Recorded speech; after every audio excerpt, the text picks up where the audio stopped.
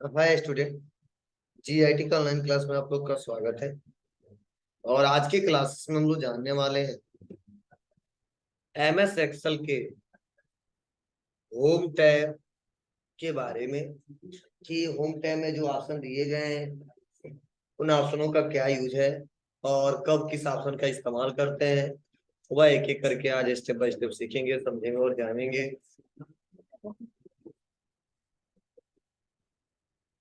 तो सभी लोग ध्यान देंगे।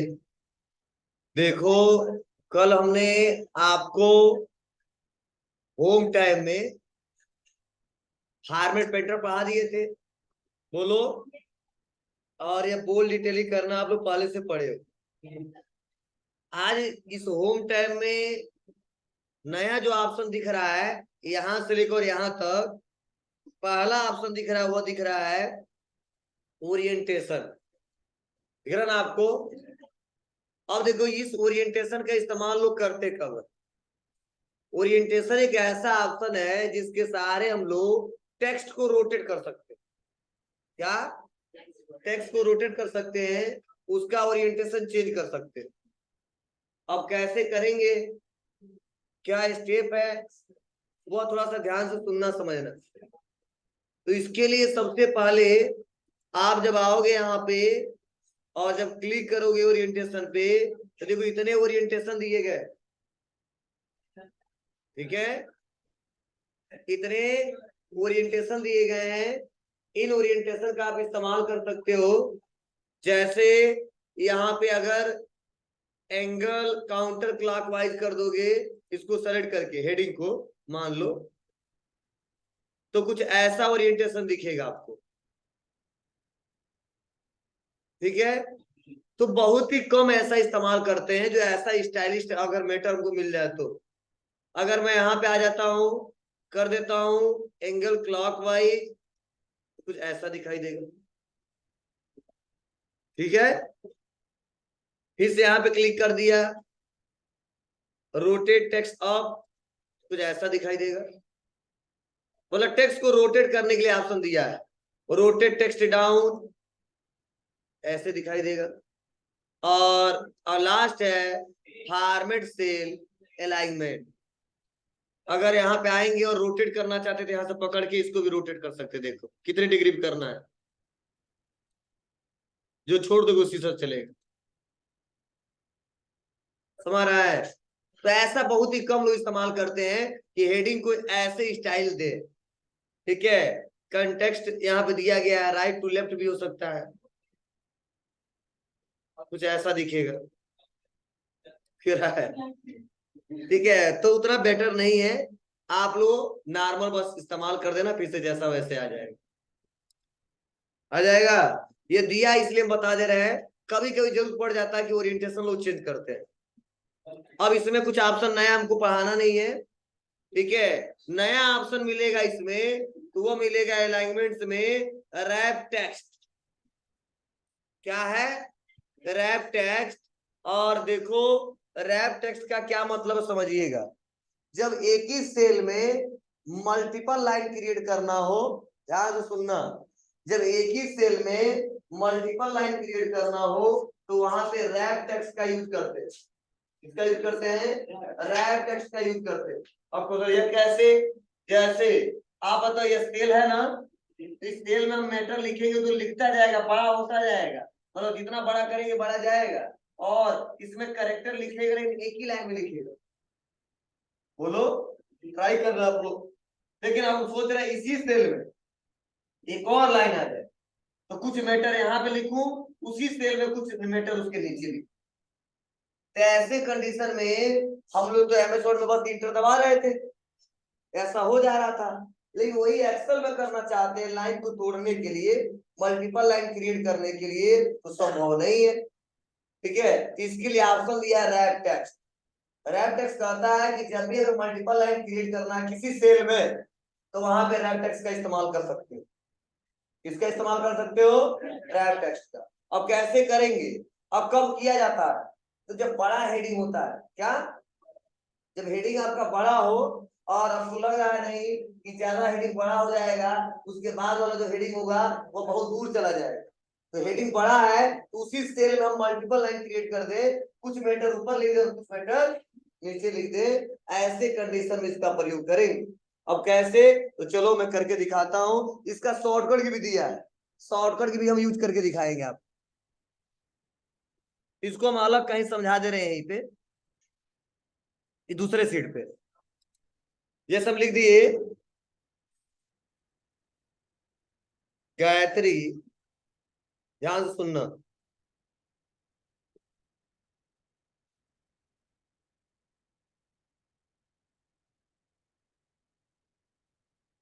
अब बताओ, इसका लेंथ यहां से लेके यहां तक बड़ा कर दिया ना, हो तो जा रहा है, लेकिन आप बताओ ऐसे ऐसे हेडिंग कई ठो आ जाए तो कई पेज में चला जाएगा हेडिंग। प्रिंट करेंगे तो पूरा हेडिंग प्रिंट नहीं होगा। तो हम सोच रहे हैं बाबू ये थोड़ा सा इसका लेंथ कम ही हो, हेडिंग दिखाना हम दिखा लेंगे, थोड़ा सा इसका हाइट बढ़ा देंगे। ठीक है, इसके लिए हम करेंगे क्या, लेंथ हमारा इतना ही रहे, इसके अंदर जितना आना है उतना आए, और उसके बाद जैसे इससे ज्यादा हो इसी सेल में मल्टीपल लाइन क्रिएट हो जाए। तो बस हम कर देंगे रैप टेक्स्ट। कुछ समझ आ रहा है। अब देखो कौन सर इंटर दबाते तो ऐसा हो नहीं जाता, नहीं हो पाता। देखो लिख दिया कंप्यूटर और लिख दिया यहाँ पे मेमोरी। फॉर एग्जाम्पल क्या करोगे, इंटर दबाओ, दूसरा सेल हो जाए। समझ ना। अगर आपको मल्टीपल लाइन क्रिएट करना है तो आपको दबाना पड़ेगा अल्ट के साथ इंटर। अब देखो क्रिएट हो जाएगा एक ही सेल, लिख लो। रैप टेक्स्ट का शॉर्टकट क्या है, अल्ट प्लस इंटर।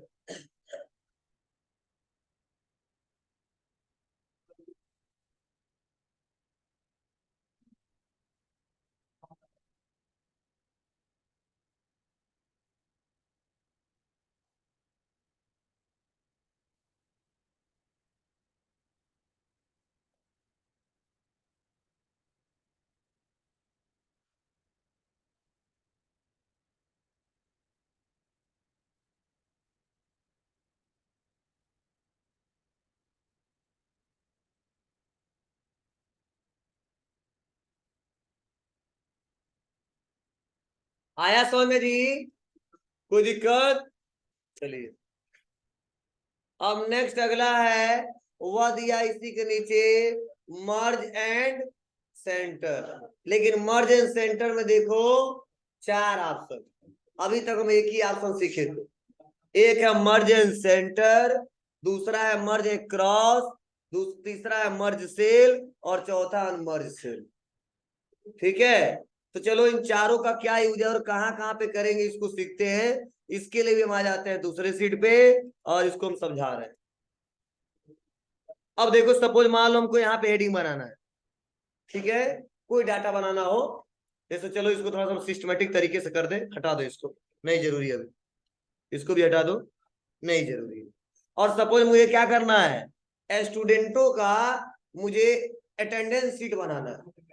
क्या बनाना है जी, तो यहाँ पे मान लो हम क्या करेंगे, जाहिर सी बात है इसको हम सेलेक्ट करेंगे, और सेलेक्ट करने के बाद से हम लोग करेंगे क्या, तो यहाँ पे मर्ज एंड सेंटर करते थे, बोले ही तो करते थे जी। तो जब मर्ज एंड सेंटर करते थे तो देखो इसमें एक फायदा होता है कि जैसे मर्ज एंड सेंटर करेंगे तो जब हम यहाँ पे आएंगे और आने के बाद से जब हम टाइप करेंगे क्या, तो मैंने यहाँ पे लिख दिया स्टूडेंट, या वैसे अटेंडेंस शीट लिखते हो सबसे अच्छा रहेगा।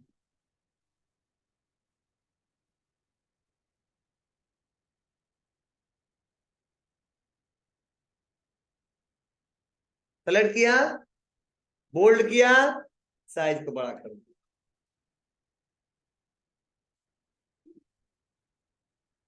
और इसको सेलेक्ट करके क्या कर देंगे, अब कुछ भी कर दो। अब यहाँ पे लेने के बाद से सपोज, अब देखो इसमें अंतर क्या हो रहा था, जब मर्ज एंड सेंटर हम लोग कर रहे थे उसमें टेक्स्ट जो लिख रहा है किससे लिख रहा है, सेंटर से। लेकिन अब एक और हेडिंग हम बनाते हैं इसी का यहाँ पे, और इस बार हम कर देते हैं मर्ज सेल। क्या करते हैं, मर्ज सेल। अभी ये बताऊंगा क्या होता है। तो जब मर्ज सेल करते तो ये भी सेल को मर्ज करता है, लेकिन जब इसको लिखते हैं तो इसका अलाइनमेंट हमेशा लेफ्ट साइड से रहता है।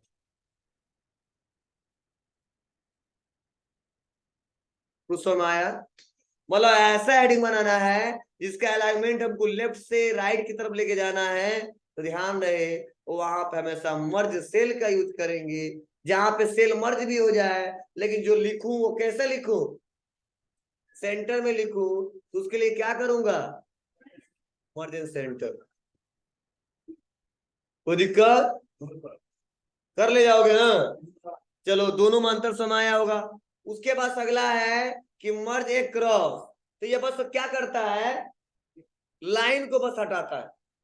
क्या करता है, लाइन को। और जितना रो सेलेक्ट किए रहते हैं उतने सेल को सिंगल सिंगल मर्ज कर देता है। जैसे हम 9 8 9 10 तीन रो सेलेक्ट किए, column D E F G लेके चले जा रहे हैं एल तक। तो कॉलम तो बहुत सेलेक्ट किया, रो तीन ही सेलेक्ट किया। तो हम सोच रहे हैं जो कॉलम का जो बाउंड्री है, जो टेबल बनाया गया, लाइन खींचा गया है, केवल हट जाए यह, मतलब सेल मर्ज हो जाए, समझे ना? लेकिन रो मर्ज ना हो। मतलब यूं कह लो कि मर्ज क्रॉस का इस्तेमाल उस समय करते हैं जब केवल हमको कॉलम को मर्ज करना हो, सेल मतलब रो को मर्ज ना करना हो। तो देखो यह रो तीन ही सेलेक्ट किया हो तो यह तीन रो रहेगा ही रहेगा। जो कॉलम ज्यादा सेलेक्ट किया हो ना, एक सेल में कन्वर्ट हो जाएगा। जैसे यहाँ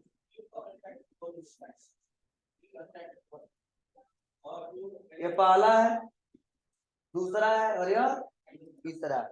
मतलब उसी सेल को बड़ा बना दी कॉलम के सहारे, लेकिन रो जितना था उतना है ही। पहला भी है, दूसरा भी और तीसरा भी है। लेकिन वही मर्ज कर रहे थे तो मर्ज सेंटर कर रहे थे तो पूरा एक ही हो जा रहा था, एक ही सेल, एक ही कॉलम और एक ही रो। लेकिन जब मर्ज क्रॉस कर रहे हैं तो तीन रो सेलेक्ट, तीन रो रहेगा, सेल एक रहेगा, मतलब सिंगल सिंगल। ये तो जगह दे दो इनको, चले जा रहे लास्ट। हाँ तुम ले आ जाओ लास्ट में, तो कोई आएगा नहीं। यहाँ तक किसी कोई दिक्कत? समारा जी चलिए, तो इसमें जितने ऑप्शन दिए मैं बता दिया, और लास्ट ऑप्शन दिया अनमर्ज। अनमर्ज मतलब मर्ज किया हुआ सेल फिर से जैसा था वैसे लाना है, तो अनमर्ज कर देंगे। ठीक है, कई बार ऐसा हो जाता है, जरूरत पड़ता है तो हमको हटाना पड़ता है। यहाँ तक किसी कोई दिक्कत? चलिए, तो ये मैंने इसमें यह ऑप्शन जो है, ठीक है, मैं चाहता हूँ छोड़ भी देता तो यहाँ पे क्लिक करके देखो नहीं करता ऑप्शन है कि नहीं। ठीक है, ये पढ़े हो आप, ठीक है, लेकिन क्वेश्चन पूछे जाते हैं, कई बार जरूरत पड़ता है। तो यहाँ पे चारों का मतलब अगर आपको आज समझ में आ रहा है तो अच्छे से आप काम करो। चलिए अब आगे बढ़े। उसके बाद अगला है नंबर्स ग्रुप। अब इस नंबर्स ग्रुप को समझने के लिए हम आ जाते हैं सीट 1 पे, जो डाटा बनाए तो उसी को समझा रहे हैं। देखो, नंबर्स ग्रुप एक ऐसा ऑप्शन है जिसका इस्तेमाल हम लोग नंबर के फॉर्मेटिंग को चेंज करने के लिए करते हैं। इस समय जो हमने लिखा है ना, वो जनरल फॉर्मेट है, मतलब बाइट पर जो लिखते हैं, ठीक है। लेकिन इसी को हमें डॉलर में करना है। इस मतलब ऐसे काम कर रहे हैं जहाँ पे डॉलर में वैल्यू है, $10 $15 $20 $100। तो वहां पे हम क्या करेंगे, अब बार बार डॉलर लगाएंगे तो टाइम लगेगा ना, लेकिन हम नंबर फॉर्मेट चेंज कर देंगे, डॉलर में चेंज हो जाएगा। हमको रुपये में दिखाना है, रुपये में दिखा सकते हैं। हमको परसेंटेज में दिखाना है, परसेंटेज में दिखा सकते हैं। मतलब जिस करेंसी में दिखाना है उस करेंसी में वैल्यू को दिखा सकते हैं। फॉर्मेटिंग उसका चेंज किया जा सकता है, ठीक है। तो ध्यान रहे, और नंबर फॉर्मेट में जैसे मान लो डेसिमल नंबर भी आता है, उस डेसिमल नंबर को हटाना हो, डेसिमल नंबर को बढ़ाना हो, ये सब फॉर्मेटिंग किया जा सकता है। मतलब नंबर फॉर्मेट का मतलब जो वैल्यू दिया है उसका फॉर्मेटिंग चेंज करना। अब क्या क्या कब किया जा सकता है ये समझिए। मान लो जो फीस है ना, यह नॉर्मल हमने पैसा अमाउंट तो लिखा है, लेकिन ये डॉलर में, किसमें, डॉलर में, मतलब हमारे यहाँ नहीं, दूसरे जगह काम कर रहे हैं और वहां का करेंसी क्या है, डॉलर है। तो क्या करेंगे, तो डॉलर में तो लिखा नहीं हमने। एक तो तरीका आप लिखो डॉलर कीबोर्ड से, तब value dollar value dollar value, time ज्यादा लगेगा। और देखो हम बस यहाँ कर देंगे डॉलर।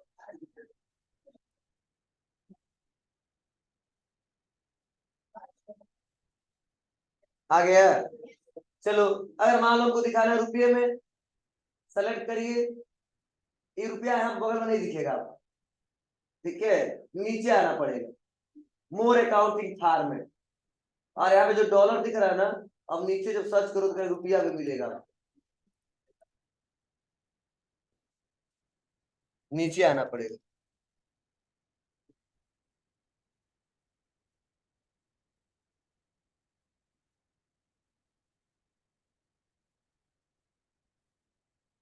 ये नहीं लिख दोगे तो तुरंत आ जाएगा, सर्च करने से नहीं आएगा।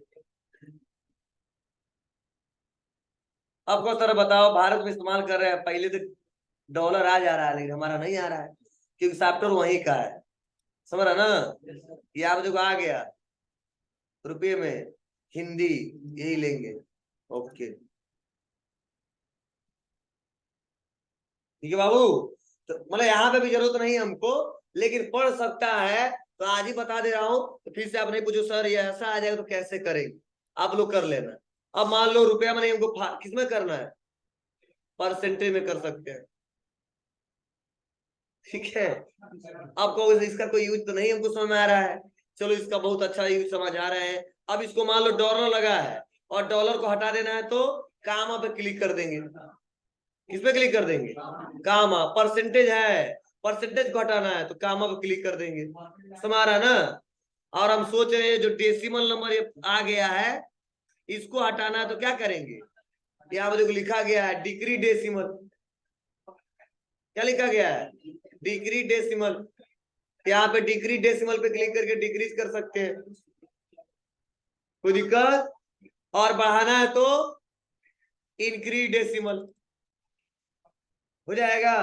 तो जब भी अगर कोई कहता है डेसिमल नंबर हटा दो तो डिक्रीज कर देंगे, और डेसिमल नंबर इसे बढ़ा दो इंक्रीज कर देंगे, समझ आया।